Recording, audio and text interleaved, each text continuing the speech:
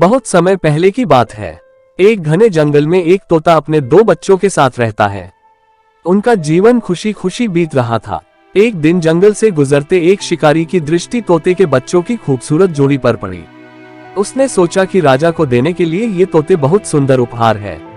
वह उन तोतों को पकड़कर राजा के पास ले गया।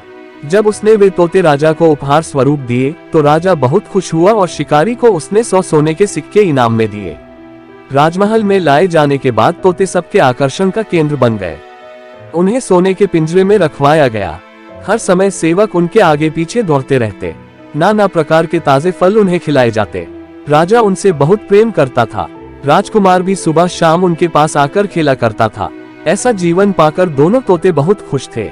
एक दिन छोटा तोता बड़े तोते से बोला, भाई, हम कितने खुशनसीब हैं जो इस राजमहल में लाए गए और ऐसा आरामदायक जीवन पा सके। यहाँ हर कोई हमसे कितना प्यार करता है, हमारा कितना ख्याल रखता है। हाँ भाई, यहाँ हमारी जरूरत की हर चीज बिना मेहनत के हमें मिल जाती है। हमारा जीवन पहले से अधिक आरामदायक हो गया है। सबसे अच्छी बात यह है कि यहाँ हमें हर किसी से प्रेम मिलता है। तोते को राजमहल का आनंदपूर्ण जीवन बहुत रास आ रहा था, लेकिन एक दिन सब बदल गया। वह शिकारी जिसने राजा को उपहार में तोते दिए थे, राजदरबार में फिर से आया। इस बार उसने एक काला बंदर राजा को उपहार में दिया। अब काला बंदर राजमहल में सबके आकर्षण का केंद्र था। सारे सेवक उसकी देखरेख में लग गए।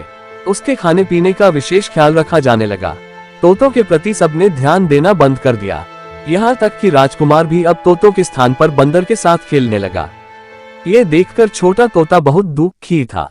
वह बड़े तोते से बोला, भाई, इस काले बंदर ने हमारी सारी खुशियां छीन ली है। इसके कारण अब हमारी ओर कोई ध्यान ही नहीं देता। बड़ा तोता बोला, कुछ भी स्थायी नहीं रहता मेरे भाई, वक्त बदलते देर नहीं लगती। कुछ दिन बीते। बंदर था तो शरारती। एक दिन उसने महल में बहुत उत्पात मचाया। सेवकों को बहुत तंग किया। राजकुमार भी उसकी हरकत से डर गया।